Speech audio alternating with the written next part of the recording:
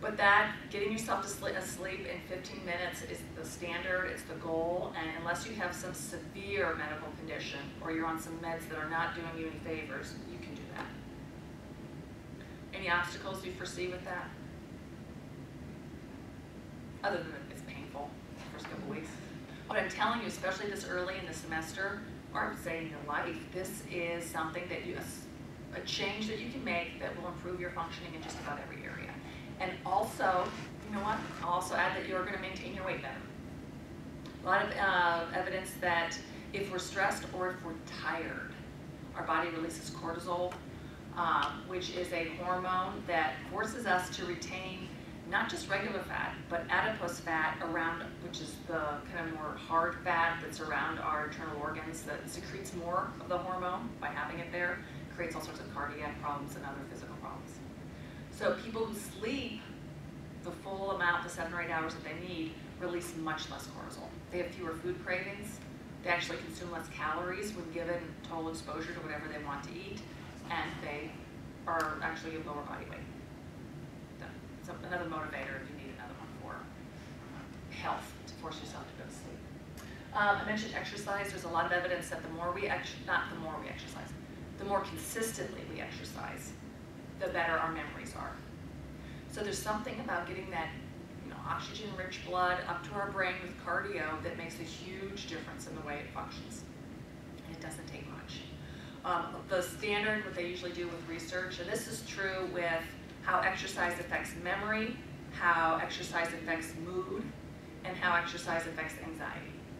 So when I have people in my practice that are mild to moderate anxiety or depression, I don't suggest a med at all. I suggest that they exercise, which nobody wants to hear. But you know what? It's 20 minutes on a treadmill or outside, better, 3 days a week. That's it. That's enough to appreciably increase the serotonin release in your brain, that your memory's better, your mood's better, your anxiety's lower, and your sleep's improved. So when you say I don't have time to exercise, I would say you don't have time not to. You're too busy not to take advantage of that, 60 minutes a week. Does it need to be cardio, or could it be something like yoga or Pilates? Yes, because they elevate you, because your blood rate, your heart rate doesn't have to be so high like you've just run. It just has to be mildly elevated. And I would argue that in many ways, yoga and Pilates are even better. Okay. Because there's a very calming, and there's a suggestion that it releases GABA, which is a neurotransmitter that quells anxiety, and that people even feel more peace. I also tell people, try everything, but I know people say you should vary your workout and do something different, and I agree if you're going to compete, at some high level. But if not, just do what you're going to be able to continuously do. If you're not a runner, don't run. There's no one who says that you have to be a runner to be an athlete. Or if you don't want to do yoga, don't do yoga. Although I'd say don't reject it unless you try it. Does she feel better after you do it? Oh, I love yoga. I know Mark likes it too. That's why I asked. Well, as long as you spell it IOGA, I'm all for it. Okay. Yoga. And they have it here. So I'm surprised how many students, I'm surprised how the rec center is always available and open, and very few people there. I'm stunned. I don't know if you guys use it, but you're forced to pay for it, which may be unfortunate, but you should use it. The equipment's always free. I've never been there where there hasn't been a treadmill that's available, except for one time on the track team. It's raining one side, and I was like, oh my God. But I mean, and they have great yoga classes. I'm told, I haven't taken them here, but I'm told the Pilates teacher is fantastic. Does it? No, at the downtown Wise where. Oh, was it a woman? I've heard the woman at the downtown Y is excellent. No, I know who you're talking about. This is a guy named Roger who teaches Monday, Wednesday, Friday, 5:30 to 6:30. AM? No. Oh. It's been a while since I've been there. So I've not been consistent at all. Well, that's the other thing with exercise, especially when you want to do it, because if you're going to exercise, which I'm arguing absolutely, there's not a single study that suggests it'll work against you with memory and anxiety, but in terms of people who maintain exercise long-term, the worst reason to ever exercise is to lose weight. If you do it to lose weight, it's the kiss of death. You won't last 2 months. If you do it to have more energy. Some people do it to have better sex, better sleep, you know, better focus, concentration, attention, all of that. You will do 1,000 times better if you just consistently do something minimally. When people say, I'm going to run for an hour, and then I'm going to do weights for 45 minutes, I'm like, 2 weeks. In my mind, I'm thinking, that's not going to last. You just need to do enough to get the practical benefits from day-to-day life, and if you lose weight, that's a fantastic side benefit. But when they look at people who do it long-term, they're the ones who aren't doing it to lose weight. You know why? Delayed gratification. Americans in particular are notoriously bad at that. If someone said, you have to walk on that treadmill for an hour, 5 days a week, for 6 months to reach your goal weight, pass the cookies. I am not gonna do it. It's too long, it's too much for too long. But if you focus on the immediate benefit, if you actually will feel better, look better, have better energy, perform better academically, that's immediate. And it's what you focus on is the reward that maintains our behavior across time. And so do it to get better grades. Do it to feel more confident in school, because it'll generalize and make you feel better in all sorts of other areas as well. I feel anytime we do better in one area, we start to notice that we improve in the other areas that we're not even focusing on. It's a goal of therapy, you know, generalizing, having benefits reach out to other areas. So sleep, exercise. I don't talk about diet here. See, those are my candy wrappers. But it is important, and there is some evidence that there are certain foods that are more likely to increase serotonin. You know, I'm not a nutritionist. I'm not actually even licensed to give any sort of advice on diet nutrition, so I tend not to. But the research is pretty clear in terms of its fuel, and the quality of the fuel you put in your body determines the output that you give. And so even if you just try and be a little bit better, and you know what your weaknesses are, dark chocolate. If I tell you throat problems forever, I still sound, I would say, I sound like a small, very gravelly voice. And I finally went to a nose and throat guy. The first thing he said was, do you eat much chocolate?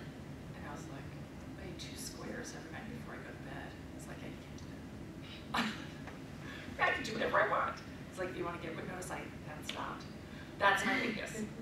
That's my weakness. I feel like if we're 80% good, we can do 20% bad. What do you think? I'm taking that home. And you know what? I will even cite studies that support that, because people who go into any sort of deprivation mode with dieting don't stay. It's like the exercise thing. If you love cheesecake and you say, I'm never having cheesecake again, I'll give you a month on it. That's my prediction. If you say, I'm only allowed to have it on, you know, Saturdays, we should have treats. We should have things that we like. Anytime you deprive someone, they don't stay on that course. It's all in moderation. Everything. That's why I started. Moderation is the answer to almost everything. So, again, a lot of this is basic health. The healthier we are, the better we perform. And on top of that, I would ask you to absolutely find the form of relaxation that works for you. It doesn't make you fall asleep. I mean, it's not so powerful that you can't, you know, lift up your pencil because you're relaxed. You're not looking for total, you know, body relaxation. You're not going to feel like you do after a massage, but you're sending a message to your brain to activate that kind of emotional and physical state. And anything you store in that state will be easier to retrieve the next time you're in that state. So I gave you the two that, you know, call them the quick and dirty. They're quick, anyone can do them almost any place, and they're known for activating that parasympathetic system. Every time you take sitting in a lecture, every time you study, and especially every time you start to take the test. I always ask people, can you think of any obstacles, anything that will make that difficult? Let's address those.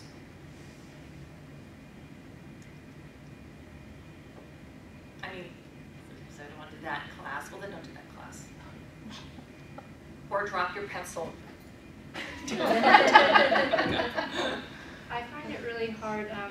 Before I take my test, I have a lot of anxiety, and I'm thinking about, you know, like, there's some groups of people, you know, like they're studying out loud, and, you know, maybe their studying techniques are better, and, you know, I find myself getting distracted and trying to listen to them when I do better on my own. I do better if I'm reading it by myself, but I find myself constantly worrying about missing out on something else that could be on the test that I'm getting distracted by them talking about. That's so interesting. I just lectured in another class on social comparison. Whenever we look at what other people are doing, it almost always weakens us. But it's hard to resist it. It is. It's like, what if they're talking about something I don't even know what they're talking about? I should listen, because that's going to be a question that I don't know anything about. But I like the fact that you know, in the big picture, you do better when you're on your own. Right. It's a matter of being able to ignore them. Well, something that I found that kind of helps me overcome that is if I sit outside on the bench. If I sit outside on the bench, and then when I see the teacher go in the classroom, I'll go in there. Very smart. Very. You know what? If you're able to accommodate the areas that are vulnerable for you, you're golden. You know what I mean? That's the ticket, is figuring out what is a weakness for you or what's hard for you, and then finding another strategy. It's a good one. What about the rest of you? What would make that difficult? The relaxation before lecture, before testing, and when you study. Is there anything that you think, I don't know if I could do that? Not practicing at first would be one. You know, especially with reverse breathing. Again, you do have to practice it. It doesn't feel natural at first. I was going to make a statement about that. I went to this workshop several years ago when you actually gave it then, and you were talking about reverse breathing then, and I started doing that after you told us every night before bed. And I still do it every night before bed. Love to hear But it's that. the funniest thing, because when you first start, you're just like, is it doing what it's supposed to? You know, so you do that whole thing, but that really, and I do, I'm asleep within 15 minutes. Oh, that's Like, I don't real mess around anymore, I'm serious, but. You're all business now. Yeah, I'm all business, but Well, it does make it better. It does make such a difference. And, you know, people often ask me if I do biofeedback in my practice. The only time I do, you know, biofeedback when you assess either heart rate or, you know, I don't do brain activity, galvanic skin response, you know, any sign of anxiety. The only time I do it is when I'm teaching people to do relaxation, and it's almost cute to me. I'll teach them one of those progressive muscle relaxation. They'll do it. They're like, I feel worse. That doesn't help. They're always like, you're stressing me out with that, because they don't feel totally relaxed. They feel like it doesn't work. So I hook them up to the machine, and they can see visually, oh, I don't feel it yet, but it is going down. That line is showing that I'm less relaxed. That's all it takes for them to stay at it and keep doing it, because oftentimes their anxiety is so high, it feels, ooh, you're stressing me out. It does demonstrate that those two in particular are very effective. I actually have a weird question, excuse me. I have a different test to take at the sometime this semester, and it's an oral test. It's for French and German. And it's the big test I have to take. And it's reading, writing, speaking, and I think listening. There's like 5 different parts, all in one day. So it's really overwhelming. I did like a practice run and I bombed it. I was not prepared at all. And it's hard to figure out like how to prepare for that and how to relax, because you're also in a room with other people, like in a little cubicle. So it's really overwhelming and you get really distracted. So What pressure. I don't know. Yeah, I'm actually not bad at writing regular tests, but that's kind of different. I don't know if that's the same type of, you do the same type of methods to prevent you from being nervous, or? I would do whichever To relaxation retain you it. do every time you speak in whichever language. I mean, literally, I would start doing it more, so that you associate anything, it's French, German, whatever, all of them, because you do more. What many languages? 4. Smart you can, so. I don't know if it shows. Anytime you do any of the 4 languages, I mean, I would do even, sometimes I'll tell people, you know what, drop your shoulders, relax your jaw, reverse. Like just those 3, drop your shoulders, relax your jaw, reverse. So, you know, the drop, relax, reverse, drop, relax, reverse. Doing that, which no one knows you're doing, you do it instantaneously, triggers this relaxation, but also over time will trigger where you store that information. You know, it'll be the cue to open up that part of your memory, but I would do it every single time, even if you're just being silly with the language. You know, you can do it for a second. But I would start to associate anything with any of those languages with that. Or it could be, you know what, it could be, you know, you could do anything, it doesn't matter every single time. It's just better if it's more, leads to relaxation. That's intense. Yeah. So what is the test for? It's for my major, only people who major in it. It's just to kind of show your proficiency. You have to have an intermediate, I think it's intermediate low at the lowest. There's different levels, so that determines if you're qualified to be like a translator or teacher. It just looks better on your resume and everything. but I've taken every class. It's just this big part, and I'm procrastinating because I'm pushing it. Of course. And I'm so scared because the practice that I had really bumped me out because I was like, oh my gosh. And I went to France, I felt better with the practice, and it's just kind of hard to practice when there's not a lot of people who speak French or German here. So, Right. yeah, so. I would almost tell you to limit your studying. You have to study every day, but you can't study longer than half an hour to avoid the procrastination. Because again, if you know it's going to be an hour or 2 hours, it's easy to avoid.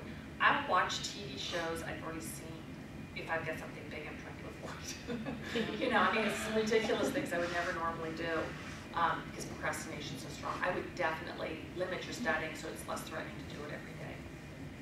What else was I going to say about that? I lost it.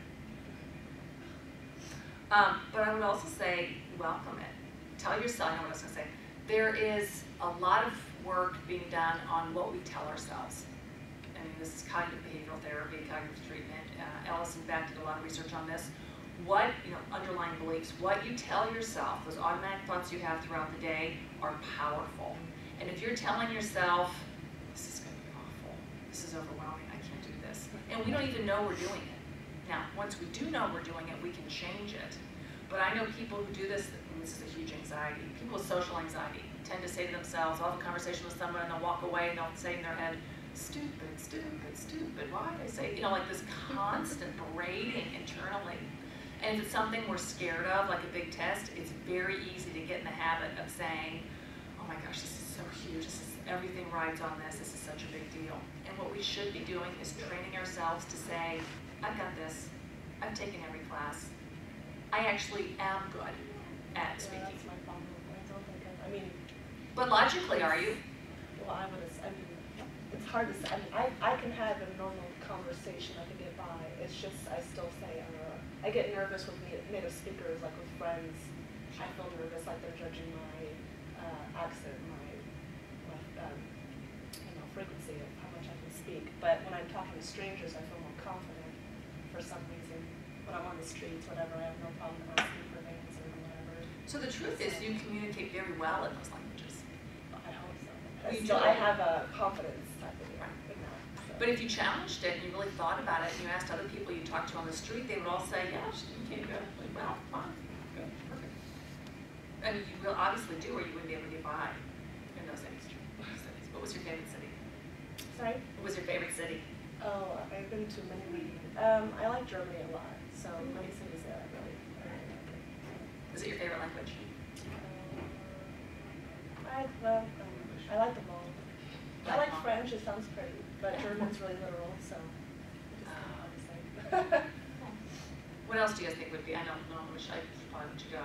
Any other situations where you think might be challenging with this, or you feel like, I don't know, it sounds good in theory, but in practice, something's going to trip me up? What if we start to kind of, like practice, or, we're trying to do the things that you tell us, but we don't feel like we're doing it right? Is there some sort of something else we can do, like to maybe even like contact you and say, I'm trying to do this, but it's not working? Call me, shoot me an email. I'm on campus all the time. Okay. And this Southern is my full-time job. Do you have like email? Cole-A. Okay. And if you go to the psychology website, you can just click the link. Oh, okay. And then this will be put back up on Facebook. It'll be on Facebook. Oh, Okay. great. That's okay. Which is only our students. It's only our students, not like, oh, we'll share. But you'll be able to look back at it. Okay. So, and you're a psych major, right? Uh-huh. Okay. So we'll be crossing paths all over the place. But you I'm will. pretty sure I have your husband as my advisor. Oh, sorry. I've only seen him once. I usually use them to enroll in class. This is such a resource. Project Stay is such a great resource where people actually know who you are, are invested in getting you through, and you don't, you're not, everything I hear about Project Stay is positive. You're not rushed out. It's not as if people are just, let's go, get your schedule, keep going. I mean, it's just a real personal investment. I think actually without Project Stay, I probably wouldn't have been as motivated to stay in classes, because I think, they put us ahead of athletes, disability, students, and just everybody else. And so, why would I, they put that much effort into taking care of me. How can I not take advantage of that and do well? How can you reject them when they've invested so much in Right. you? And there's so many situations where you can just use as excuses to stop going. or to sit a semester out, which is always the kiss of death, I think. You know, it's like, well, that didn't go well, or that got dropped from these classes, so I'll just do it later. Or you get mad and walk out. Right. And Project Stay doesn't let that happen. I love that. You guys are great. It's very nice meeting you. I hope, my goal is for you to really try this for this one semester. Do the relaxation every class, every studying, and absolutely every time before you take a test. Thank you.